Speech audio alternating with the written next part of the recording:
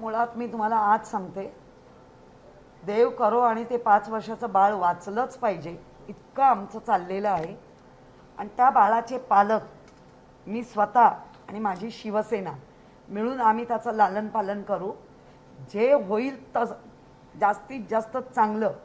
आज सांगते, आम्ही ते बाळ स्वतः दत्तक घेऊ. फक्त देवाला प्रार्थना की जे काही आम्ही उपाय करतोय त्याच्यावरती आमचे डॉक्टर जे काही त्याला मेडिसिन देत आहेत त्याला परमेश्वराने सपोर्ट म्हणजे सकारात्मक करून ते बाळ वाचलंच पाहिजे इतक्या पद्धतीने आमच्याकडे काम चाललं आहे.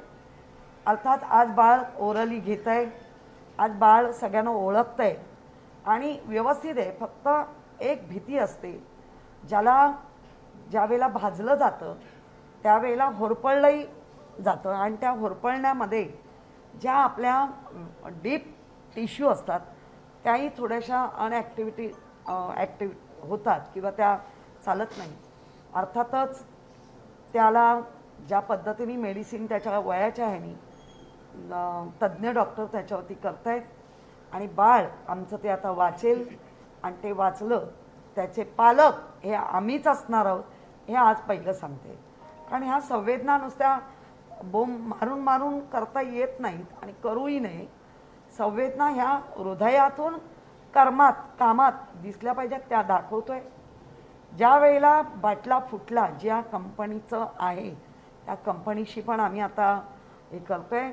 रात्री झोपलेले होते, सकाळी लाईट लावता क्षणी त्याचा संपूर्ण स्फोट झाला. त्याच्यामध्ये 2 बाळं, एक लहान बाळ, एक हे 5 वर्षाचं आणि आई वडील हे सगळेच होरपळून निघाले. कळता क्षणी आमचा तिथे असलेला अरविंद भोसले असतील, सुनील शिंदे असतील, ज्याला आम्ही असं लाडानी टोमॅटोवाला म्हणतो, असा कार्यकर्ता, ते सगळे कार्यकर्ते तिथे पोचले. पहिलं त्यांनी कर्तव्य आग विचवणं आणि त्यांना बाहेर काढणं जे स्वतःच्या जीवावर उदार होऊन त्यांनी केलं. लगेच त्यावेळेला कोणालाही काही सुचत नाही. जे वाटलं हॉस्पिटल तिथे नेलं, ते पोद्दारला नेलं.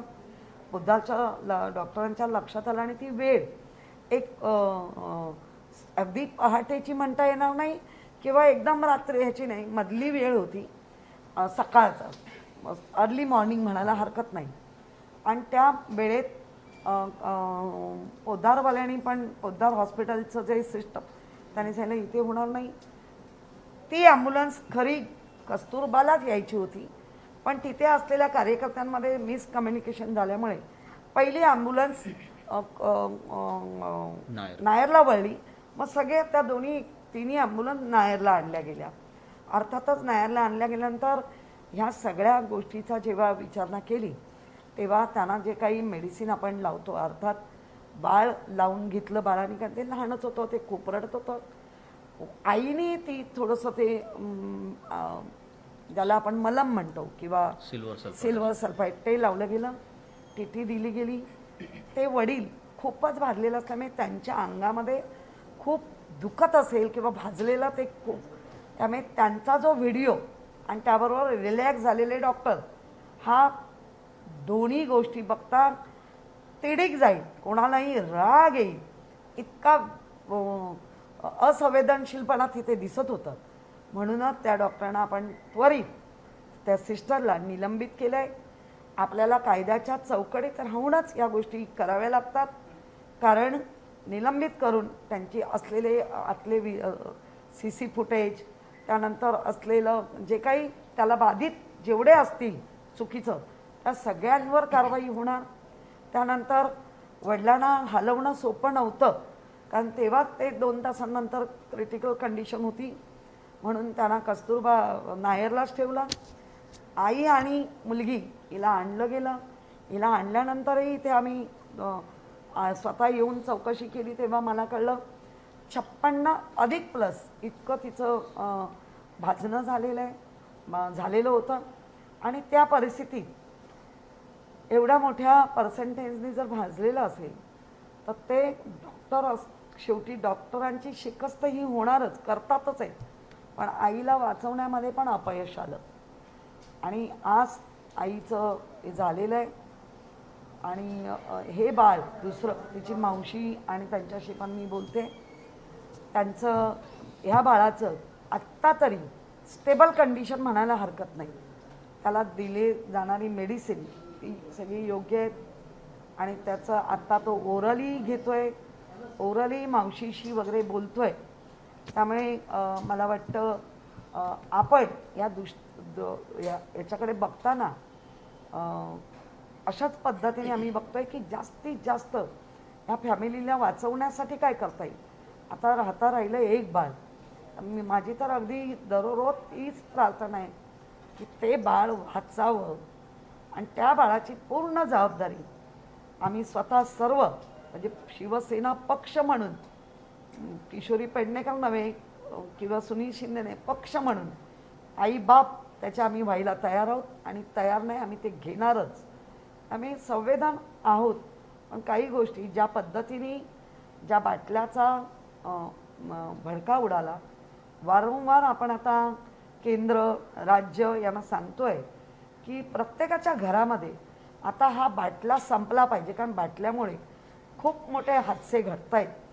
आणि प्रत्येकाला एक तो महानगर गॅस म्हणतो, खरं महानगरी कंपनी आहे पण आपण तो गॅस जो पाईपनी येतो त्या पाईपने आलेला गॅस हा जरी लिकेज झाला तरी तो हवेत विरतो आणि बाटलाचा गॅस हा जमिनीवर वजन असल्यामुळे राहतो आणि नुसतं एक इलेक्ट्रिकचं बटन दाबल्यामुळे एवढा मोठा तो आगीचा लोळ उडालाय.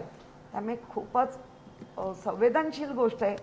याच्यावरती केंद्र आणि राज्यांनी ह्या गोष्टीकडे लक्ष दिलं पाहिजे की जे काही गॅस कंपन्या आहेत, बाटला विटला हे सगळं आता हळूहळू सगळीकडनं बंद झालं पाहिजे आणि पाईप गॅस ज्याच्यामध्ये धोका कमी पण सुविधा चांगली अशा गोष्टीकडेही लक्ष दिलं पाहिजे.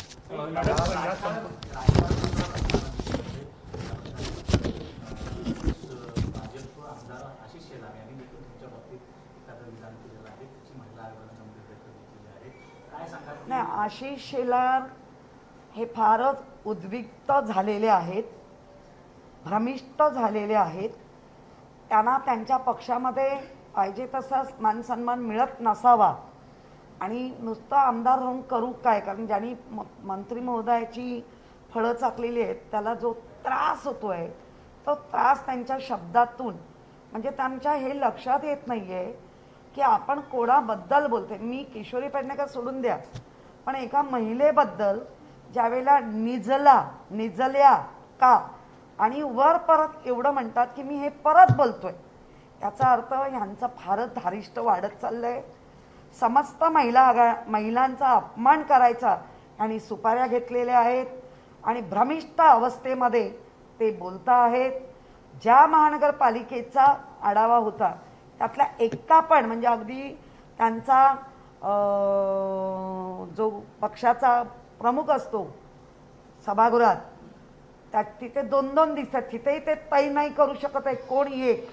इतक्या भ्रमिष्ट अवस्थेमध्ये आता भारतीय जनता पार्टी चालली आहे. मी स्वतः पत्र ऑलरेडी लिहिलेलं आहे. आज 3:30 वाजता समस्त महिला आघाडीने आमच्या CPची वेळ घेतलेली आहे. मीही जाणार आहे आणि अशा भ्रमिष्ट आणि डोक्यावर पडलेल्या लोकांबद्दल काय बोलावं. कारण निजला हा जर शब्द असेल तर कोविड वेळेमध्ये हे कुठल्या निजलेल्याला अंगाई गात होते हे पण प्रश्न आहे. त्यामुळे मला काय म्हणतात किंवा समस्त महिला आघाडीचं जेव्हा ते अपमान करतात, महिला वर्गाचा अपमान करतात, तर हे विसरले कुठल्या तरी एका महिलेच्या पोटी जन्म घेतलाय, कुठल्या तरी एका महिलेबरोबर तुम्ही बहिणीचं नातं केलंय, कुठल्या तरी एका महिलेबरोबर तुम्ही संसार थाटलाय, हा त्यांचाही अपमान आहे. तर इतकं भ्रमिष्ट होऊ नका. लोक सगळं ओळखत आहेत आणि लोक तुम्हाला जेव्हा कधी बसवायचे तेव्हा बसवतील. आत्तापासून एवढं काय छाती पिटतंय. एक मिनिट त्याच्यामध्ये हे एक दुसरंही उदाहरण देईन. ज्या उत्तर प्रदेशमध्ये गोरखपूरमध्ये बाबा राघवदास मेडिकल कॉलेजमध्ये ज्या वेळेला 60 मुलं ही बिना ऑक्सिजननी गेली तेव्हा ह्यांच्या संवेदना गेल्या होत्या कुठे. ते देशातच आहे ना, महाराष्ट्राची सत्ता नाही म्हणून एवढा पाखड करायची आणि ज्या उत्तर प्रदेशमध्ये गोरखपूरमध्ये बिना ऑक्सिजनची लहान लहान मुलं गेली तेव्हा तुमच्या संवेदना कुठे गेल्या होत्या? त्यामुळे मला असं वाटतं यांच्या राजकारणाला फारसं आम्ही महत्त्व देत नाही. त्यांचा विरोधी पक्ष आहे त्यामुळे ते विरोधच करत राहणार. मगाशी सुद्धा एका चॅनलवरनं जेव्हा फोन आला म्हणे IV लावायचं, त्यांना हे नाही कळत ज्यावेळेला एवढ्या मोठ्या प्रमाणात जेव्हा एखादे रुग्ण नागरिक भाजतो, एक तर दोन गोष्टी, ते शॉकमध्ये असतात, दुसरी गोष्ट पटकन कुठलीही वेन मिळत नाही, एक तर सेंट्रल वेन किंवा वेनिसेक्शन, ह्या दोन गोष्टी महत्त्वाच्या असतात आणि त्या अशा ऑन द टेबलवर होत नाही. त्याला मायनर OT मध्ये घेऊन या सगळ्या प्रोसेस आहेत किंवा नीट, आणि ते सगळे डॉक्टर येईपर्यंतचा जो विलंब झाला त्याच कारणासाठी आपण त्या डॉक्टरांना सस्पेंड केलं आहे. म्हणजे कुठेही असंवेदनशीलपणा आम्ही दाखवली नाही. त्या पेशंटना जेव्हा हॉस्पिटलमधनं, तेव्हा माझा शिवसेनेचा MLA आमदार सुनील शिंदे, स्वतः नगरसेवक अरविंद भोसले, स्वतः तिथले सगळे हे तिथे उपस्थित होते. आणि ते कळताक्षणी आम्ही पोद्दारला गेल्यावर कळलं कस्तुरबाला आणलंय. कस्तुरबाला विचारलं फोन करून तर ते बोलले इथे आलेच नाही. आणि तेवढा कालावधी नक्की गेला. पण हे शब्द महिलांबाबत वापरणं, प्रथम नागरिकांबद्दल वापरणं, हा अधिकार त्यांना दिला कोणी? याचा अर्थ हे डोक्यावर पडलेत, हे भ्रमिष्ट झालेत, सत्ता मिळवण्यासाठी काही शब्द प्रयोग करतील. मॅडम, नितेश राणे यांनी सुद्धा एक ट्विट केलं आहे. या संपूर्ण प्रकरणात आतापर्यंत तिघांचा मृत्यू झालेला आहे. ही सगळी जबाबदारी जी आहे आमदार वळीतले आदित्य ठाकरे यांची आहे, त्यांनी राजीनामा दिला पाहिजे असंही ते म्हणतात. तुम्ही नितेश राणेंना एवढं सिरियस घेताय? ज्या वेळेला पक्ष सोडून गेले काँग्रेसमध्ये तेव्हा BJPवर तुटून पडत होते, BJPत आल्यानंतर काँग्रेसवर, त्यामुळे ह्यानं काय एवढं सिरियस घेताय? त्यांनी काय म्हणावं हा त्यांचा प्रश्न आहे आणि त्यांनी म्हणत राहावं. त्यांच्या म्हणण्याला काही बेस नाही. लोकांमध्ये कुठूनही आम्ही दिसत राहावं, आम्ही टिकत राहावं, हा जर त्यांचं म्हणणं असेल तर अशा क्रॉस ज्या वेळेला तुमच्याकडे पण येतात व्हिडिओ, ते पण मग तुम्ही दाखवा. कारण यांना फक्त राजकारण करायचं, यांना कुठलंही करायचं नाही. माझा शाखा प्रमुख गोपाळ खाडे त्या दिवसापासून जी ॲम्ब्युलन्स राजस्थानला पाठवायची होती, अनेक ह्यांच्यापैकी कोणी एकाने ती तसदी नाही घेतली, तो माझा गोपाळ खाडेनी ती राजस्थानला ॲम्ब्युलन्स पाठवली. आत्ताही सगळी तयारी अरविंद भोसले हॉस्पिटलला आहेत, सुनील शिंदे पोलीस स्टेशनला आहेत, सगळ्यात हे करून. कारण शेवटी त्यांचे पालक थांबवलेले आहेत. तेव्हा त्यांचा कार्यकर्ता कुठे दिसतोय का? हे लीडर लोक बसून बोलत आहेत. असंवेदनशीलपणा, तुमचा संवेदनशीलपणा तिथे तर दाखवा जागेवर, तिथे कुठेही नाहीये. त्यामुळे जे बाळ आहे ते सिद्धिविनायकाला, मुंबादेवी, महालक्ष्मीला खरंच प्रार्थना करते. अगदी दर्ग्यात जेवढी देवस्थानं आहेत आपली मुंबईत, त्या सर्व जाती धर्मांच्या देवांना मी नमस्कार करून सांगते, हे बाळ वाचू दे, हे बाळ आमचं आहे, आम्ही त्याला दत्तक घेतो नाही, घेतलंय.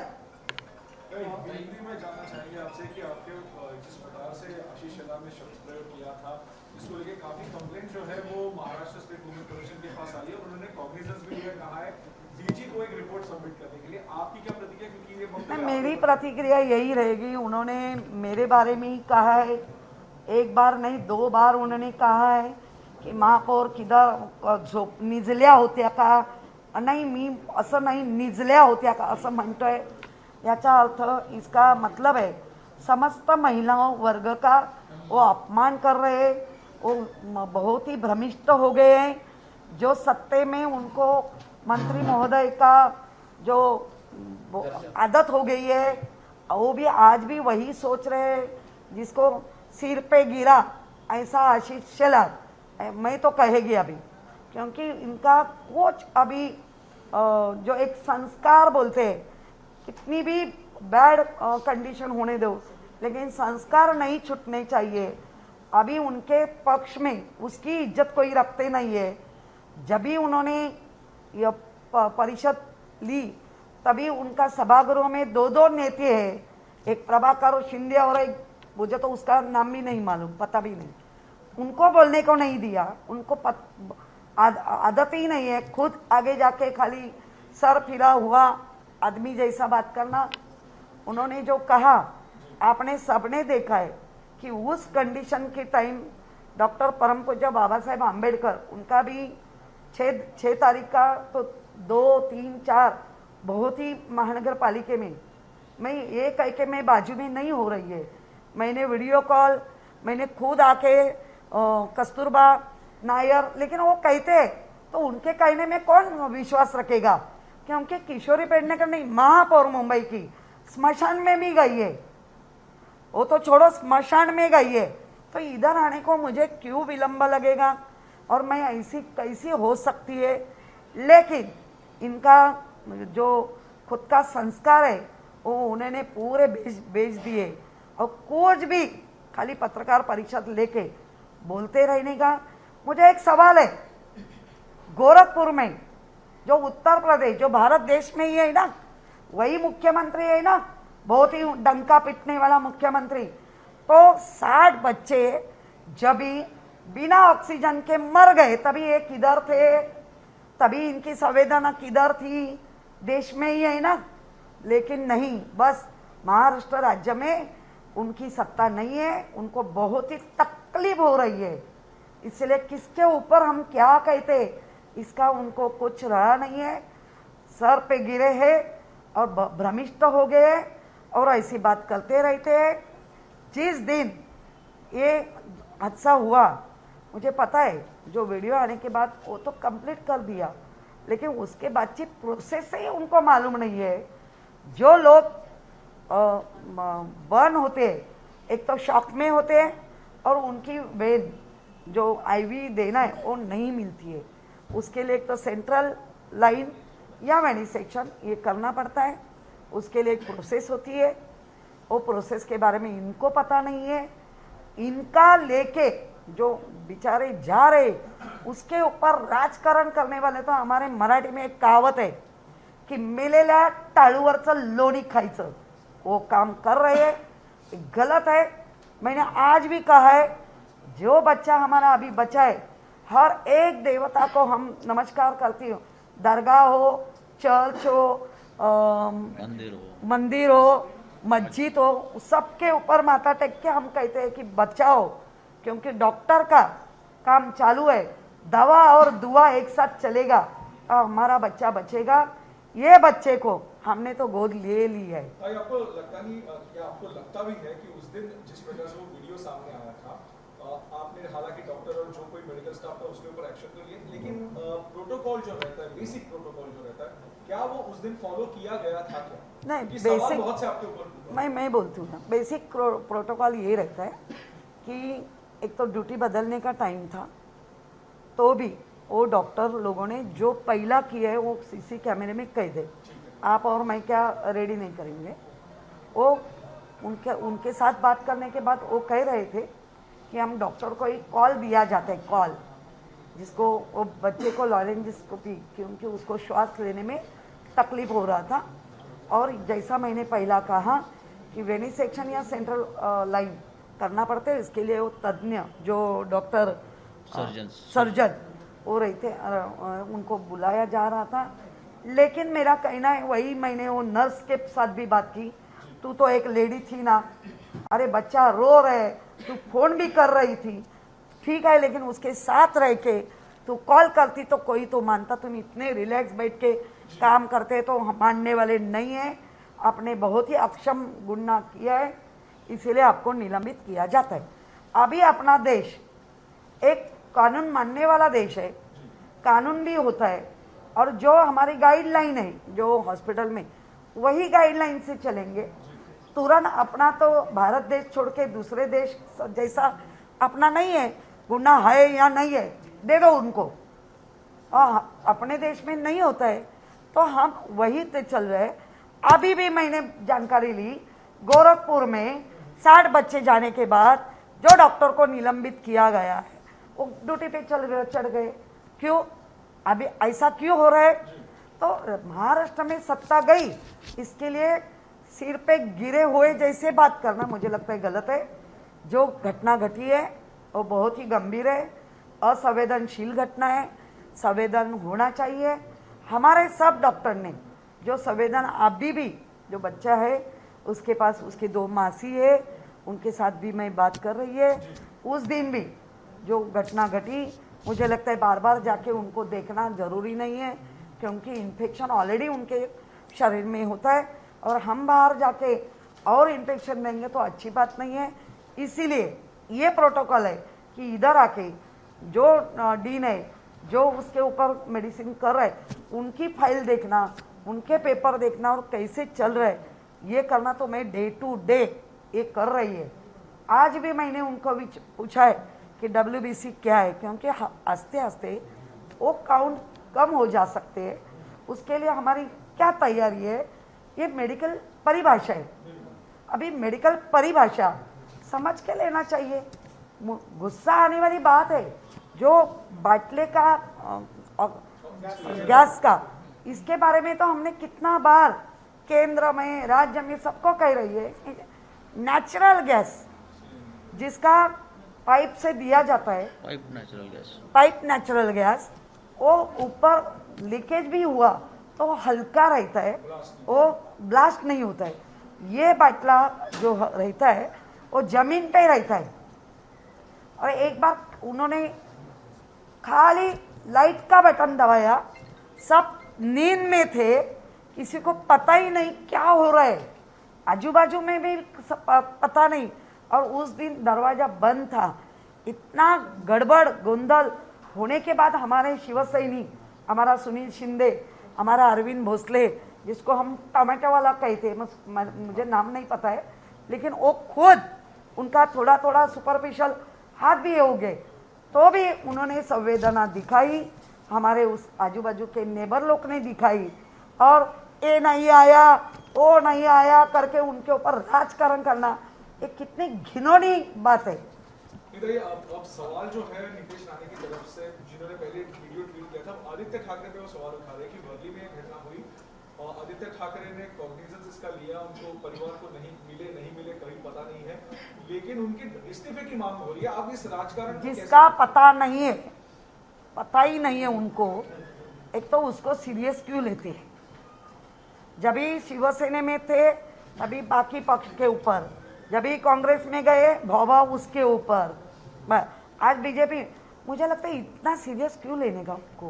ठीक है ना, विरोधी पक्ष है, उनको भी पक्ष में दिखाना पड़ेगा, हम कुछ तो कर रहे कुछ, लेकिन ये बात संवेदनशील है, इसीलिए हम संवेदनशील से ही कर्म करेंगे, हम बात नहीं करेंगे, हम कर्म करेंगे।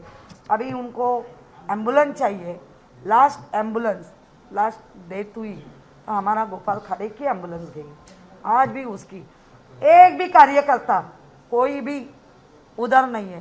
तो खाली नेते लोग बात करेंगे और लोगों को गुमराह करेंगे। और हमारा महानगर पालिका के हॉस्पिटल इतने अच्छी दे रहे, मैं नहीं कहते कि पूरा 100% सबका बराबर है, लेकिन बाकी हॉस्पिटल के देखे तो हमारा महानगर पालिका में जो मेडिसिन या ऑपरेशंस या इतने बढ़िया होते हैं। और ये मुंबई के लिए नहीं होते, पूरे देश से आते, पूरे देश से लोग आते, उनकी सेवा की जाती है। इसीलिए ना उनको क्या बात करते हैं वो छोड़ दो, हम क्या करना चाहते हैं, हम क्या कर रहे हैं उसके ऊपर ध्यान देना चाहिए। ओमिक्रॉन का लेके एक सवाल आपसे पूछना चाहूंगा। नंबर जो है धीरे धीरे बढ़ रहे हैं, हालांकि इसका स्प्रेड ज्यादा है, हर कोई कह रहा है कि उसके बारे में स्टडीज कम है। फिलहाल हम जहाँ पे हैं यहीं पे जीनोम सीक्वेंसिंग भी हो रहा है। मुंबई पालिका, महानगर पालिका हो या मुंबई शहर हो, उसको लेके क्या क्या तैयारी है, किस प्रकार से तैयारी है, या नंबर धीरे धीरे बढ़ रहे हैं, उसको लेके किस प्रकार से अवेयरनेस चल रहा है मुंबई? मुझे लगता है ओमाइक्रॉन का जो संकट है वो संकट पूरा देश, पूरा वर्ल्ड में है। और जो हाई रिस्क कंट्री और लोअर रिस्क कंट्री, उनको कैच किया जाता है आने वाला हर पैसेंजर को। पैसेंजर की जो पॉजिटिव आए हैं तो वो कौन सा पॉजिटिव है, वो कोविड-19 कोरोना है या डेल्टा है या ओमाइक्रॉन है, आज भी उनकी जो सिम्टम्स है वो लाइट है। और जो है उनको ताबे में लेके हॉस्पिटल में उनके ऊपर मेडिसिन चालू है। जिनका कांटेक्ट 15 दिन में किससे साथ आया है, वो कौन कौन है, उसकी भी जंत्री बनाई जा रही है। और हमारी जो यंत्रणा है, जंबो कोविड सेंटर हो, हमारे पेरिफेरल आणि माइनर हॉस्पिटल, वो सब हमारे रेडी है। हमारे डॉक्टर्स, हमारे सिस्टर, हमारे बाकी लोग, सब हमारी तैयारी है। आज भी मैं यही कहेगी, रुग्ण भी पाए गए तो डरो मत। जो हमने कोविड-19 कोरोना के टाइम में जो SOP फॉलो की नागरिक बन के, वही SOP फॉलो करो। ट्रैकिंग, ट्रेसिंग, टेस्टिंग, ट्रीटमेंट ये तो हम कर ही रहे, लेकिन मास्क लगाना, सैनिटाइजर होना और ज़्यादा से ज़्यादा डिस्टेंस में रहना, कोविड अप्रोप्रिएट बिहेवियर, हाँ, जैसा कोविड में काम करना चाहिए वैसे रहना चाहिए। और लोगों का मैं शुक्रगुजार हूँ कि उन्होंने कोविड-19 कोरोना में जो साथ दी है मुंबई कॉलोनी, बहुत ही अच्छी दी है। वैक्सीनेशन भी जल्दी करना चाहिए। जो बच्चे कुचे लोग हैं उनको ये समझना चाहिए कि वैक्सीन थोड़ा तो अपना कवच कुंडल है। जिनका अशिक्षित है, शिक्षित होके भी लेना नहीं चाहते हैं, किस धार्मिक कारण से नहीं लेना है, ऐसे जो लोग हैं 4-5-10% वाले, उन्होंने लेना चाहिए, क्योंकि वो खुद को प्रॉब्लम ले रहे और फैमिली को प्रॉब्लम ला रहे। तो मुझे लगता है वैक्सीन करने हम तो कर रहे, हम हर घर में एक दस्तक लेके सबकी इंक्वायरी कर रहे। बेड रिडन पेशेंट को दिया गया, 18 ईयर्स तो 35 ईयर्स में दिया गया है। 35 ईयर्स के ऊपर के जो नागरिक है उनको ही पहली मुंबई है 100% पहला डोज कंप्लीट करने वाली, पहला महाराष्ट्र है 2 करोड़ के ऊपर वैक्सीन दी गई है। और आज भी मुंबई यही चाहती है, महाराष्ट्र यही चाहता है, किसी को भी बिना वैक्सीन के रहने की अनुमति नहीं है। नज़दीक सब केंद्र है, आप जाके ले सकते। इतना सब ओमाइक्रॉन ही नहीं, और भी कोई दूसरा विषाणु आता है तो अपनी तैयारी है, लड़ने के लिए हम तैयार है। लेकिन लड़ने का जो प्रमुख घटक है हमारा नागरिक, उनको बचाना ये हमारा पहला कर्तव्य है और हम ये कर रहे हैं। गवर्नमेंट ऑफ इंडिया से क्या रिस्पांस है? आपने बोला था कि वो जो 84 डेज का टाइम पीरियड है आपको कम, अभी तक मुझे पता नहीं है। गवर्नमेंट को राजेश टोपे सर, मुख्यमंत्री सबने एक पर्ची लिखी है कि इसका पीरियड थोड़ा सा कम करो, लेकिन वो जो टास्क फोर्स है, WHO है, ICMR है, ऐसे तज्ञ लोग के कहने के बाद ही होगा। पंतप्रधान भी ये ओमाइक्रॉन के बारे में बहुत ही सीरियस है। उन्होंने भी मन की बात में तभी भी कहा था, आज भी वो वही कह रहे। हर एक नागरिकों ने अपनी अपनी खबरदारी खुद ले लो, मास्क लगा के। बाकी जो तैयारी है जो करना, वो हम राज्य सरकार, केंद्र सरकार, महानगरपालिका हम तैयार आहे। मुंबईमध्ये ओमायक्रॉनचे 2 पेशंट आढळलेले आहेत, त्या अनुषंगाने आपण काय तयारी करत आहोत, काय दक्षता जी आहे ती पालिकाकडून केली जात आहे? मला वाटतं ओमायक्रॉन पेशंट नक्कीच आढळले, त्याला इतकं त्याचे सौम्य लक्षणं आहेत, त्यांना ॲडमिट केलेलं आहे, त्यांच्यावर दवापाणी चालू आहे। इतर लोकांनी या सगळ्या गोष्टी बघता जी जगात घडतंय, लहान मुलांवर परिणाम आहे असं टास्क फोर्स किंवा तज्ज्ञ लोक सांगतायत, त्याचा आपल्याला त्रास होऊ शकतो। म्हणून सर्वांना विनंती आहे की जे आपण कोविड-19 कोरोनाच्या वेळेमध्ये ज्या आपण SOP किंवा नियमावली आपण पाळली ती आपण पाळूया। हाय रिस्क कंट्रीचे डिक्लेअर आहेत, त्या आलेल्या प्रवासाला त्याच्यातून आलेले पॉझिटिव्ह, त्याच्यातून आलेल्या पॉझिटिव्हचे रिपोर्ट हे जिनोम सिक्वेन्सीला पाठवले जातात। त्याचबरोबर अधिक ते असेल तर ते पुण्याला पाठवलेलं आहे। त्याचबरोबर हे सगळे रिपोर्ट केंद्रालाही पाठवले जात आहेत। याचा अर्थ केंद्र, राज्य, महानगरपालिका तिन्ही या गोष्टीमध्ये सिरियस समन्वय करून काम करतायत। फक्त नागरिकांनी जे कोविड-19 कोरोनाच्या काळात जशी तुम्ही साथ दिली, दुसऱ्या लाटेला मध्यावर थोपवलं, तिसऱ्या लाटेला आपण येऊच नाही दिलं. हे तुमचं आणि आमचं मिळून काम आहे. तर नागरिकांनी तेवढी काळजी घ्यावी. कायम बाहेर आल्यानंतर तोंडावर मास्क हा असलाच पाहिजे. रुमाल वगैरे लावून तुम्ही स्वतःची दुसऱ्यांची फसवणूक करू शकता, आपण स्वतःची नाही करू शकत. त्यामुळे रुमाल वगैरे लावू नका. जास्तीत जास्त डबल मास्क असला तर जास्त बेटर आहे. भले तो कपड्याचा असू दे, पण मास्क हा चेहऱ्यावर मुखपट्टी चेहऱ्यावर पाहिजे. आणि जेणेकरून कोविड-19 कोरोनाच्या वेळेला जी आपण SOP पाळली तंतोतंत तेवढी जरी आपण पाळली, राहिलेले वॅक्सिन विना राहिलेले लोकांनी वॅक्सिन घ्यावं. मला माहिती आहे ही 5 लोक वॅक्सिनची राहिले तर मी महानगरपालिकेला कळवावं, ही माझी पण जिम्मेदारी आहे. कारण ह्यांनी वॅक्सिन नाही घेतलं तर आमच्या मुलाबाळांना, ज्यांनी वॅक्सिन मुलाबाळांनी नाही घेतलेत त्यांना त्रास होऊ शकतो. म्हणून एक नागरिक म्हणून माझ्या आजूबाजूला कोण येतं आहे या 15 दिवसात बाहेरून किंवा वॅक्सिन नाही घेतले, एवढी जरी माहिती महानगरपालिकेला किंवा पोलिसांना कळवलं तर आपण जास्तीत जास्त त्यांना समजावण्याचा प्रयत्न करू. नाहीतर पॅन्डेमिक ॲक्ट आहेच. ताई, मुंबईमध्ये काही निर्बंध घालण्याचा पालिकेचा विचार आहे का? निर्बंध घालण्याचा नाही, घातले, ऑलरेडी घातले. घातले असतील तर नवीन काय करणार? नवीन नाही, मी तुम्हाला परत तेच सांगते. कोविड-19 कोरोनाचे जे नियम आहेत ते घातलेत. काही ठिकाणी लोक असं सांगतायत लॉकडाऊन होईल हे वगैरे. सध्या कसलाही तो विचार नाही. कारण मुंबईकर हे सजग आणि सावधान आहेत, ते स्वतःला सावरतात. ह्या आपल्याला अनेकदा दिसलंय. त्यामुळे आत्ता आपण एवढं जरी काम केलं, स्वतः मुखपट्टी लावणं, त्याचबरोबर सॅनिटायझर होणं, त्याचबरोबर माझ्या आजूबाजूला कोणी वॅक्सिन घेतली नाही तेवढी माहिती देणं, नवीन कोण आलं असेल माहिती देत राहा. खरंच त्याच्यातनं काही निष्पन्न नाही निघालं तर चांगलं आहे, पण आपण सजग असणं जास्त गरजेचं आहे. मैम, मेरा एक सवाल होगा कोरोना को लेकर. नंबर बढ़ते जा रहे हैं, मुंबई में 2 केस आ चुके हैं. ऐसे में अभी तक जो शादियां ऑर्गेनाइज हुई हैं, जो पब्लिक रैलीज ऑर्गेनाइज हो रहे हैं, जो मास गैदरिंग हो रही है, उसे लेकर अभी तक सरकार की तरफ से कोई गाइडलाइन नहीं आई है. तो मैम, पहला सवाल होगा कि ये गाइडलाइन कब तक आ सकती है, और दूसरा होगा कि गाइडलाइन आने में इतनी देरी क्यों हुई? नहीं, मुझे लगता है गाइडलाइन में देरी नहीं है. शादियाँ में छोटा हॉल है तो 50 लोग के ऊपर या जो है वो नहीं होना चाहिए. लेकिन गवर्नमेंट सब कह रहे हैं, मैं कितना यूज़ कर रही है, मेरे शादी में कितने लोग हैं, ये हर एक ने खुद ने देखना चाहिए. क्योंकि उसमें एक भी बाधित होता है, एक तो भी उसका जो फैमिली है उद्ध्वस्त हो सकती है. इसलिए हर एक लोगों ने खुद की जिम्मेदारी बन के, एक नागरिक बन के ले लो. बाकी जिम्मेदारी तो हमने ले ली है. हॉस्पिटल रेडी रखे, ऑक्सीजन हमारा है. जो कोविड-19 कोरोना डेल्टा अभी ओमाइक्रॉन के लिए जो रुग्ण मिले हैं उनके ऊपर मेडिसिन की ये चाहिए. नए गाइडलाइन की उम्मीद कर सकते हैं या कब तक कर सकते हैं नए गाइडलाइंस की उम्मीद? नहीं, नई गाइडलाइन तो वो देते हैं ना केंद्र राज्य, वेट करतो.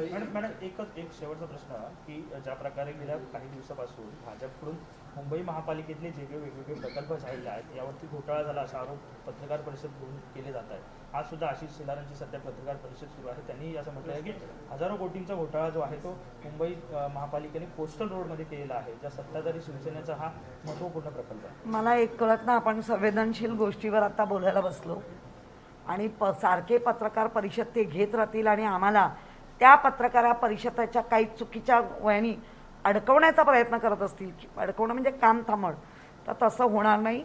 तुम्हाला हा आपला भारत देश आहे, हा हिंदुस्थान आहे, हा संविधान मानणारा देश आहे, हा कायदे कानून मानणारा देश आहे. तुम्हाला वाटतंय चुकीचं घडलंय, घेऊन या, सिद्ध करा आणि जे कोणी असतील त्यांना शिक्षा करा. पण नुसतं भा करून पत्रकार परिषद घेत राहायच्या आणि सगळ्यांना त्याच्यामध्ये एक केंद्रबिंदू करून अडकवून टाकायचं, मला वाटतं तुम्ही पण खूप सिरियस घेताय त्यांना. एबीपी माझा, उघडा डोळे बघा नीट.